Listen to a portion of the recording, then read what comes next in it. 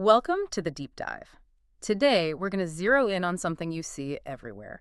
One of the most, defining structures of modern shopping, the big box store. Yeah, those giant concrete buildings, hardly any windows, you know, Yeah, the ones dominating the suburbs. exactly. And we've gathered a whole stack of sources for you today. We're looking at the history, the architecture, this kind of shoebox design, its global reach. And really digging into the operational secrets of the most successful version, Hmm. the membership-only warehouse club. We'll be using Costco as our main example, naturally. Right. So our mission here is to unpack how this seemingly really simple building, just a massive box, actually holds one of the most sophisticated, maybe even controversial business models out there. It's fascinating because you see the low prices, right? That's the surface level. Yeah. But the real power, the secret sauce, it's kind of hiding in plain sight. So what's the key takeaway we need to grasp right from the start? Okay, the main thing is this. The success isn't just about selling stuff cheap. I mean, that's part of it, sure. But the real strategic genius, it's that membership fee. Ah, the fee. That fee provides this solid, predictable river of cash, and that allows the rest of the business, the stores, the inventory, the pricing, even how they treat employees, to operate under these really strict, almost revolutionary internal rules. Okay, so it's the membership that unlocks everything else. Pretty much. Yeah. So let's dive into the anatomy of the big box itself. All right, so architecturally, when we say big box, everyone kind of pictures the same thing, don't they? It doesn't matter if you're in, say, the US or Australia or the UK. What are those, essential features, the real basics of the shoebox look? Well, the sources are pretty clear on this. The design is all about efficiency, like pure function over form. Okay. So you've got these large freestanding buildings, usually just one floor, built on a simple concrete slab foundation. Real basic stuff. Totally basic. High ceilings usually. Flat steel roof, steel trusses holding it up, and the walls just clad in cheap materials, metal siding or maybe precast masonry panels. Big box is literally what it is, a container built cheap to hold a ton of stuff. And the scale is just immense. These aren't your local shops. Oh, no, they're huge. In North America, you're typically looking at anywhere from 50,000 square feet up to maybe 200,000. Wow. You need that size for the economics to work. Bulk storage, high turnover, all that. But that massive size must cause headaches in other countries where land is expensive. It definitely does. And the sources point this out. You see adaptations. Like in the UK or parts of Asia where space is really tight, the stores often have to go vertical. 2 or more floors. Which must make logistics inside way more complicated. Absolutely. Moving bulk goods between floors efficiently, that's a challenge. Mm-hmm. But it's the only way to fit that required volume onto a smaller, pricier piece of land. And if the building's the box, the land around it is all about the car, isn't it? 100%. And that's a major point of criticism from urban planners, as you can imagine. Right. These stores basically sit like islands in these enormous paved parking lots. The whole design assumes you're arriving by car. So tough luck if you're walking or using public transport. Yeah, pretty much. It makes them inconvenient or sometimes just completely inaccessible for people without cars. That dependence on vehicles is really baked into the design. It's a defining feature. Okay, so how do these stores fit into the bigger picture of retail? The sources mention 2 main categories. Right, 2 broad types. First, Yeah. you've got your general merchandise stores. Like Walmart or Target. Exactly. Selling a bit of everything, groceries, clothes, electronics, housewares. They compete on having a wide range and, being a one-stop shop for lots of different needs. And the other type, the specialists. Yeah, the specialty stores, sometimes people call them category killers. Ooh, sounds ominous. It kind of is, for smaller shops anyway. They use the same big box format, massive scale, but they focus intensely on just one sector. Think Home Depot for hardware and home improvement, or Best Buy for electronics. So they just dominate that one area. They have such deep inventory and volume in that specific category that they can often drive local, smaller competitors out of business. They kill the category for others. It's really something how this basic model has spread globally, but the name for it changes all over the place. It really shows how local shopping habits and regulations shape things. Take Australia, they generally call it large format retail. Large format retail, okay. Yeah, covering chains like Kmart Australia or Bunnings Warehouse for hardware. Mitre 10 Mega is another big one there. But then you hop over to the UK and big box store isn't really a term they use. Not commonly, no. They're more likely to say superstore, usually for a really big supermarket or maybe an outlet of a chain that's just way bigger than their normal stores, And where do you find these superstores? often clustered together in what they call retail parks, which are basically, big developments centered around shared parking, sort of the British version of the power center concept. Okay. And continental Europe, especially France, where the idea kind of started. There you often hear the term hypermarket. Think Carrefour or Auchan. These are often even bigger. What makes them hyper? Crucially, they usually sell both a full grocery line and general merchandise, all under one enormous roof. And frequently, they're actually built into larger shopping mall complexes. The idea is total one-stop shopping. And Asia must require even more changes given the population density. For sure. Our sources talk about China, where big box grocery stores can be like 3 stories high. 3 stories. Wow. How do people manage with carts? They have these moving sidewalk-style escalators designed specifically for shopping carts. And get this, some stores even run their own free bus fleets to bring customers in from surrounding areas. That's incredible. What about somewhere super dense like Hong Kong? Well, the stores have to be smaller, just because land is astronomically expensive. Yeah. So they compete by emphasizing that one-stop convenience, making sure they have absolutely everything you might need, and offering services like really efficient parking, which is critical there. It's amazing how adaptable that simple rectangle is, really. It really is. It bends to fit the local needs. Okay, so to really get the warehouse club model, like Costco, we need to understand where it came from. And that starts with wholesaling, right? The business-to-business world. Exactly. Wholesaling is kind of the hidden plumbing of retail. Hidden plumbing, I like that. It's basically selling goods in really large quantities, Yeah. in bulk. Hmm. But the key is it's usually sold to other businesses, retailers, institutions, maybe restaurants, who are then going to resell it or use it themselves, not typically to the end consumer walking in off the street. And it's all about volume and efficiency. Totally. High volume, super efficient handling, that's the name of the game. And that volume means lower prices, obviously, but there's a tax advantage too, isn't there? Especially in the US. Oh yeah, the financial mechanics are key. Wholesalers buy direct from manufacturers in huge amounts, so they get big discounts. Then, on the tax side, in the U.S. at least, if the business buying from the wholesaler has a resale license, the wholesaler generally doesn't have to charge sales tax. Which is an immediate saving for the buyer. Right. Now, internationally, it gets way more complex. You're dealing with things like value-added tax VAT in Europe or China, which might be 9% or 13% in China, plus they have extra consumption taxes on luxury goods. Managing all that complexity is part of the business model. The profit comes from volume and navigating those rules. So the Warehouse Club genius was figuring out how to take that B2B model and kind of tweak it for regular shoppers. Who's the key figure here? The name you absolutely have to know is Sol Price. He's widely considered the father of the Warehouse Club concept. Celebrates, okay. He'd already started a members-only discount store called FedMart back in the day, but his biggest legacy is probably mentoring the guy who co-founded Costco, James Sinegal. Ah, Senegal. His story is pretty amazing, starting right at the bottom. It really is. Sinegal started as a grocery bagger at Sol Price's FedMart way back in 1955. Ah, bagger, wow. Yeah. And he just worked his way up over decades, became executive VP for merchandising and operations. He didn't just learn the nuts and bolts, he absorbed Price's whole philosophy. Sinegal himself said he learned everything from Sol Price. And what was that core philosophy? That you didn't have to make money by marking things up massively. You could succeed by being brutally efficient, driving massive volume, and passing savings to the customer. Well, in this case, the member.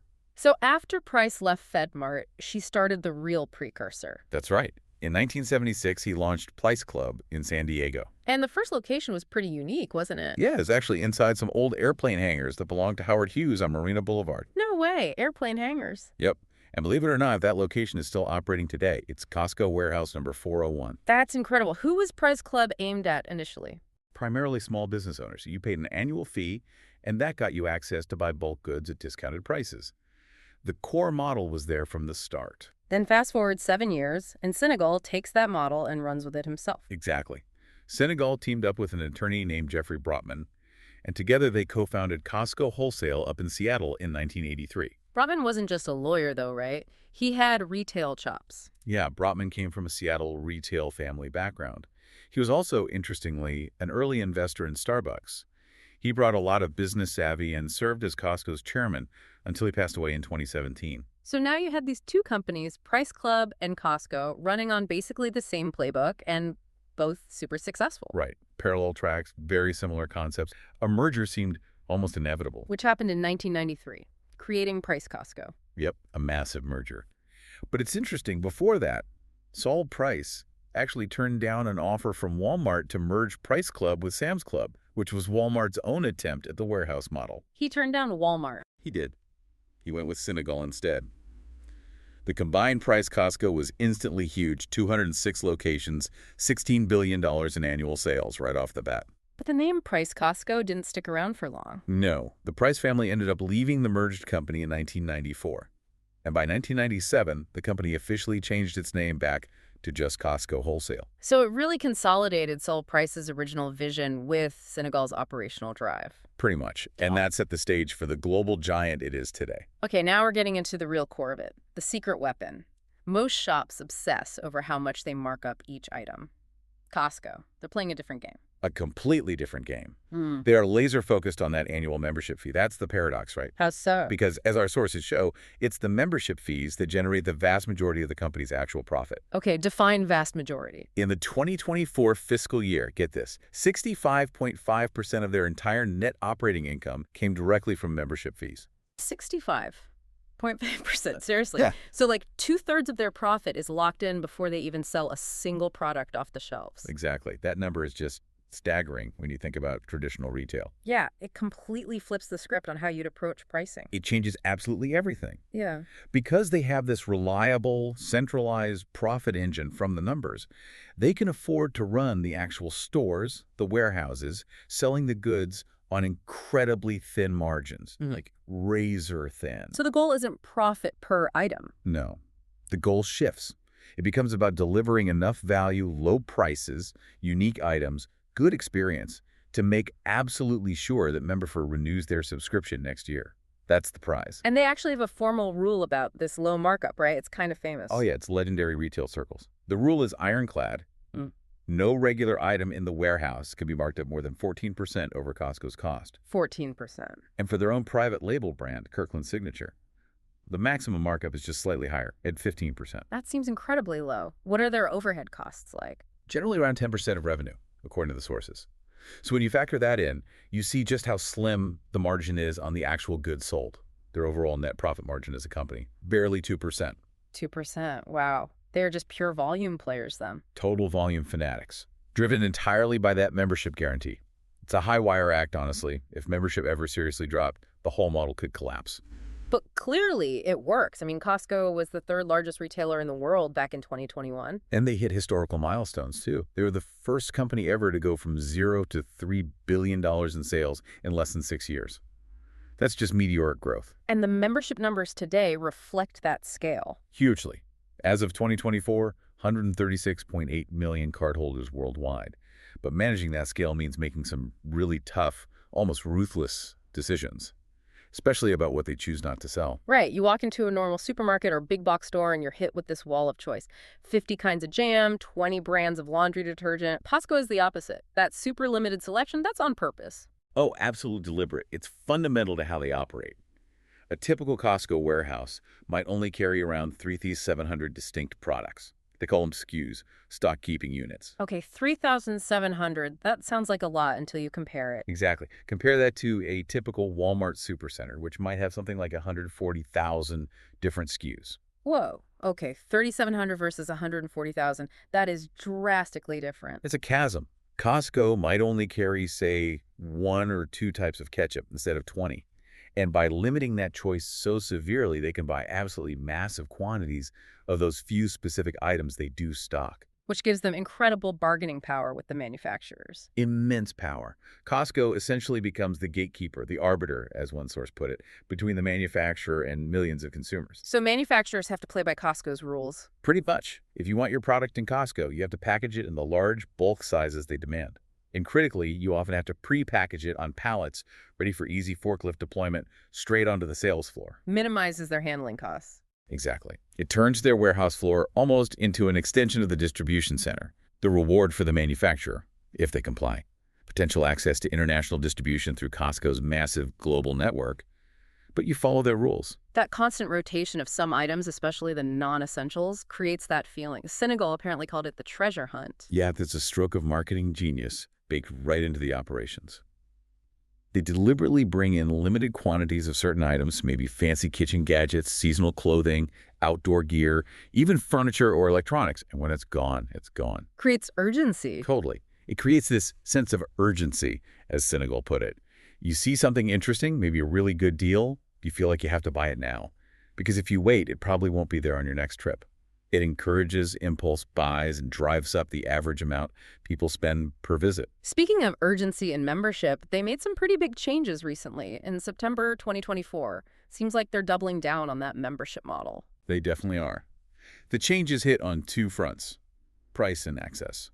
First, they bumped up the membership fees. How much? The basic Gold Star and the business memberships went up $5, from $60 to $65 a year. And the higher tier executive membership went from $120 to $130. Okay, not huge jumps, but noticeable. What about access? This got more attention. They started rolling out barcode scanners at the entrances. The explicit goal is to crack down on people sharing membership cards. Ah, the non-member sneaking in with a friend's card. Right. And maybe the most talked about change? They restricted access to the food courts. Now you officially need to be a member to buy that famous hot dog. Wow, end of an era for some people just popping in for lunch. They're also adding perks for the higher-paying members, right? Yeah, that's key to justifying that executive membership price hike. They announced plans starting June 2025 in some busy locations they mentioned, Manhattan, specifically to offer exclusive shopping hours just for executive members, like getting in at 9 a.m. before the main crowds. So paying more gets you a less crowded shopping trip.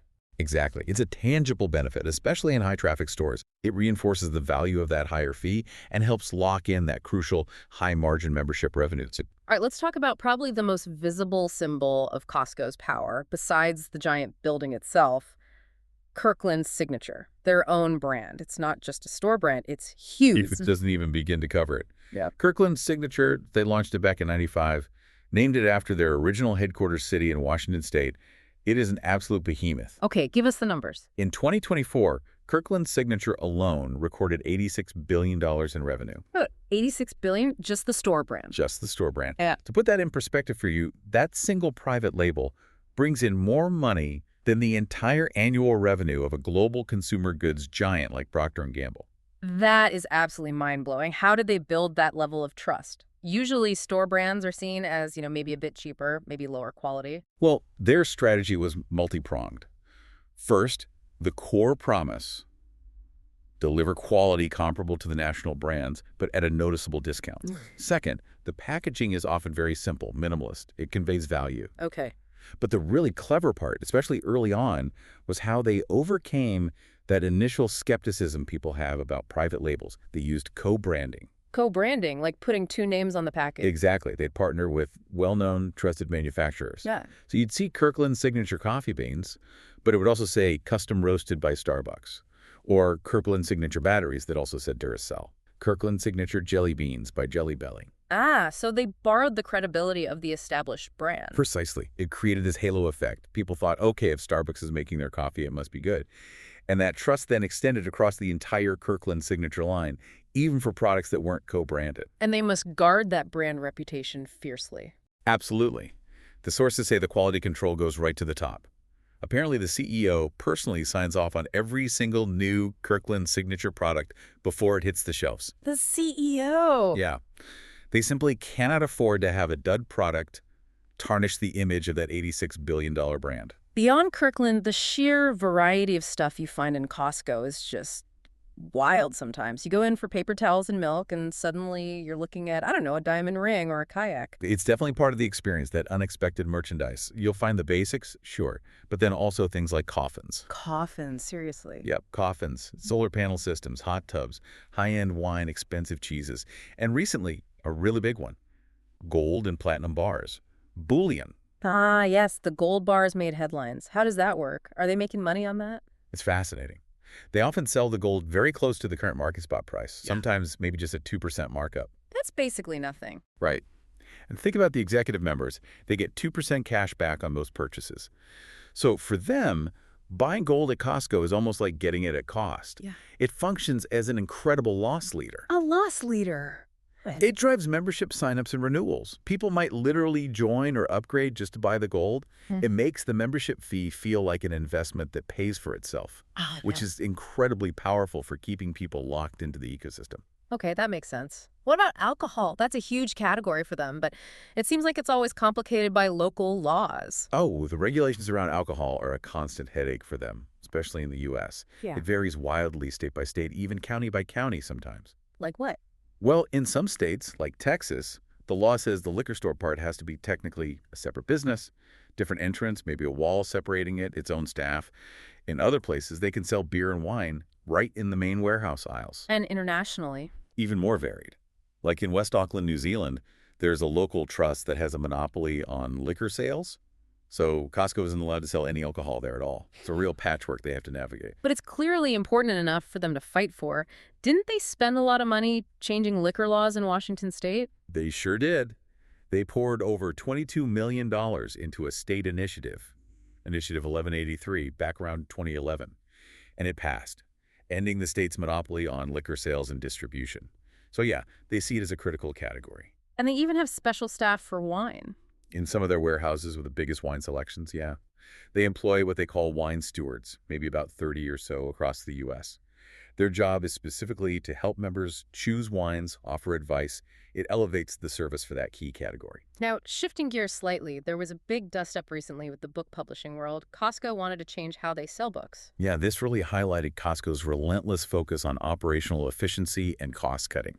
For decades, Costco was a major player for publishers. They sold huge volumes of books. Right, you always see those tables near the front. Exactly. But from Costco's perspective, stocking books is surprisingly labor-intensive.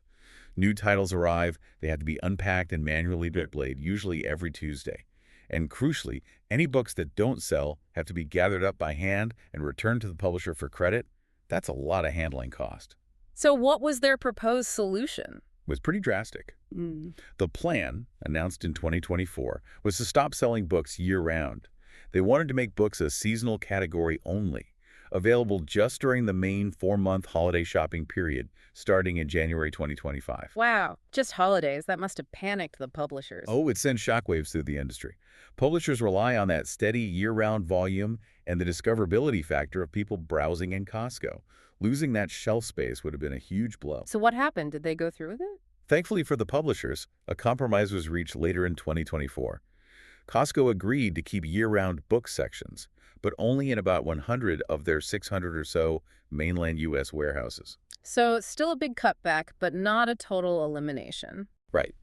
But it clearly shows how ruthless they are in evaluating whether a category pulls its weight in terms of profit versus labor cost. Nothing is sacred if the numbers don't work. And beyond just selling stuff, the warehouses often have other services built right in, don't they? Yeah, they act as kind of integrated service hubs. You've got the gas stations outside, which are a huge draw. Inside, you often find pharmacies, hearing aid centers. Hearing aids, really? Yep, and optometry centers, too.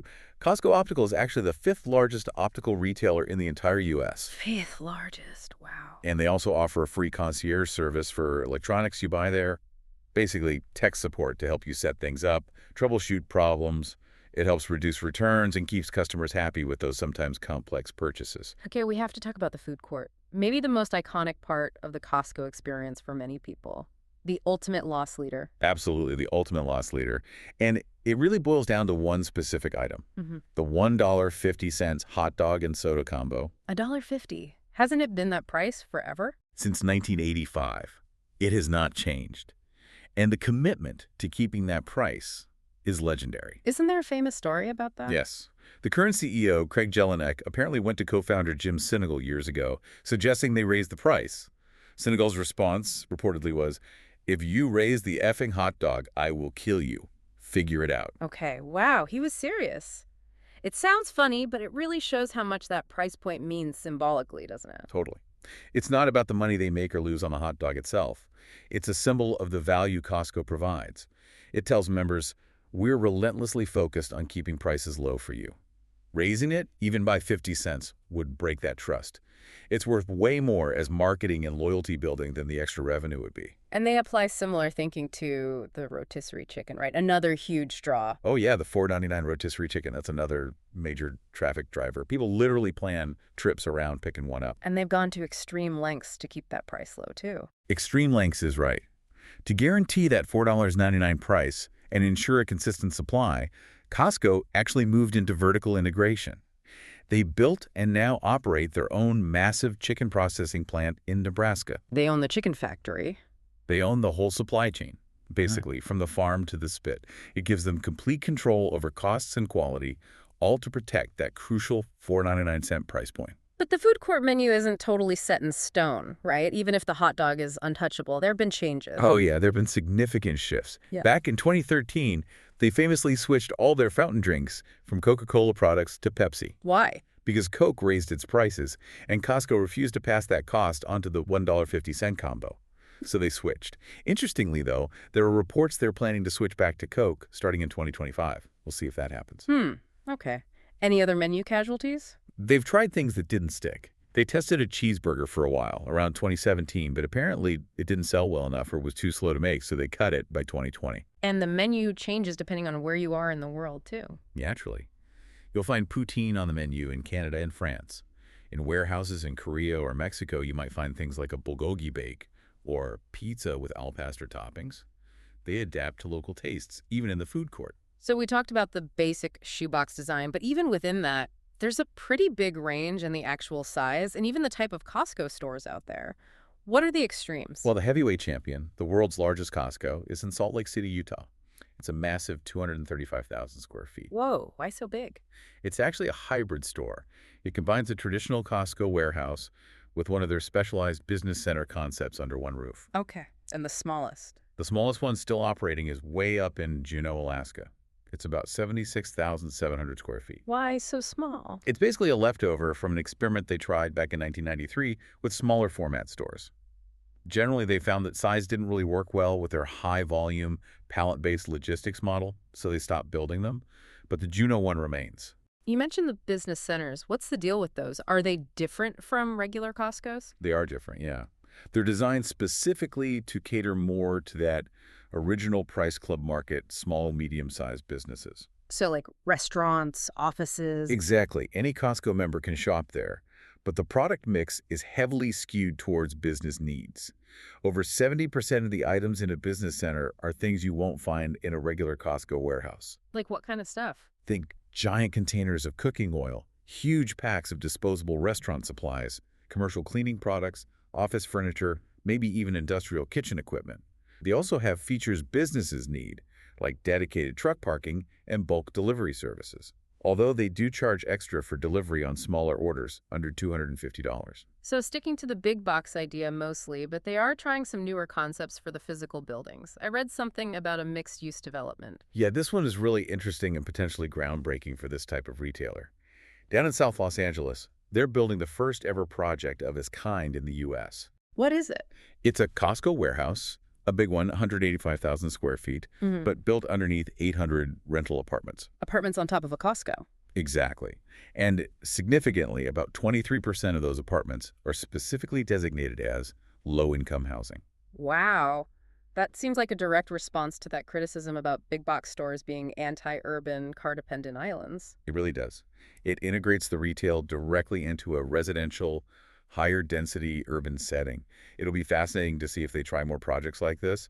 It challenges the whole traditional big box footprint. Okay, let's shift to the inside, the culture. The sources really emphasize the founder, Senegal's, approach to employees. Almost humanitarian, which seems odd for such a low-margin business. It does seem counterintuitive, but it was absolutely core to his philosophy. His belief was simple. Treat your employees well, and they will, in turn, provide excellent service to your customers, the members. And that translates into actual benefit. Big time. Compared to retail industry norms, Costco's benefits are exceptional. For instance, something like over 90% of their U.S. employees qualify for company-sponsored health insurance. 90%. What's typical in retail? The industry average is often under 60%. So it's a huge difference. And that must impact employee loyalty. Massively. Costco consistently has some of the lowest employee turnover rates in the entire retail sector.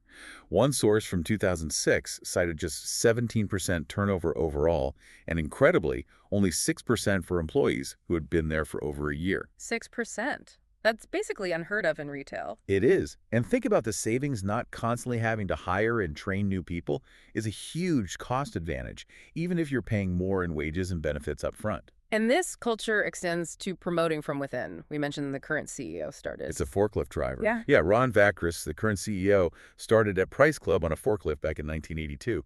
That's very typical. Yeah. They really emphasize promoting people up through the ranks. Even the headquarters seems different. No fancy corner offices. Nope. The headquarters in Issaquah, Washington.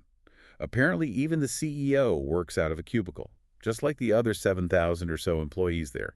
Maybe a slightly bigger cubicle, but still. Huh. And there's a strong emphasis on executives spending most of their time out in the field, visiting the warehouses, staying connected to the actual operations, not just sitting in meetings at HQ. But this high-benefit, high-wage model must be under constant pressure, especially from Wall Street, maybe. And hasn't stopped all union activity, has it? No, that tension is definitely always present. While unionization drives have been relatively rare at Costco compared to other retailers, they do happen, and sometimes they're successful. Like in Norfolk, Virginia, in late 2023, workers there voted to unionize, which was the first big organizing win in like 2 decades. And the existing union members? The Teamsters Union represents a significant chunk of Costco workers, over 18,000 of them. And they've shown they're willing to push back. In early 2025, their members voted overwhelmingly to authorize a strike if needed, demanding better wages and benefits, especially in light of Costco's big profits and those recent membership fee hikes. So it's a balancing act. Generous policies, but still facing labor pressure in a tough industry. Always a balancing act, especially when you're trying to maintain those low prices and high volumes. One last operational detail before we get to broader criticisms. The person checking receipts at the exit, what's their actual purpose? Is it just about stopping theft? That's what most people assume, but theft prevention is actually secondary. Their primary role, according to Costco, is customer service and accuracy verification. Oh, so... They're checking to make sure you weren't overcharged or double scanned for anything. They check that items needing a voucher, like maybe tires or batteries, were run up correctly. And importantly, they're looking for big, bulky items on the bottom rack of your cart stuff the cashier might have missed scanning. Ah, the bottom of basket check. Exactly. It's really an efficiency and accuracy check that they've had in place since the very first store opened back in '83. Catching errors saves money and hassle later. Okay. Finally, let's touch on the criticisms. The big box model, Costco included, faces some significant pushback on societal and environmental grounds. Yeah, these are unavoidable consequences of the scale and format. As we mentioned earlier, urban planners are often the most vocal critics. They argue the whole model is just fundamentally unsustainable. Because of the car dependence? Primarily, yes. The reliance on huge parking lots, the location near highways. It actively discourages walking, biking, or public transit use. It contributes to sprawl and can make essential goods inaccessible for people without cars. It's seen as a failure of good urban design principles. Then there are ethical concerns, especially around sourcing, given the massive volumes they buy. Animal welfare seems to be a recurring issue. It definitely is. And Costco has made changes over the years in response to pressure from advocacy groups and consumers. They banned certain types of confinement crates for veal calves, committed to phasing out gestation crates for pigs, and made a global pledge to source only cage-free eggs. But the pressure hasn't stopped. Didn't shareholders sue over the chicken operation? Yes, that's ongoing. In 2022, some shareholders filed a lawsuit arguing that Costco's whole low-cost chicken program, the one supplied by their own Nebraska plant, relies on practices that violate animal welfare laws in Nebraska and Iowa. What's the argument? Essentially, that the chickens are bred to grow so large, so fast, to meet that $4.99 price point, that they inevitably suffer from debilitating health problems. The lawsuit claims the company knows this and is prioritizing profit over animal welfare, potentially misleading shareholders about ethical sourcing. Wow, that's a heavy charge. What about other environmental or labor issues? Well, given their size, they face scrutiny on many fronts. They've paid fines for environmental violations, like mishandling refrigerants that leak greenhouse gases.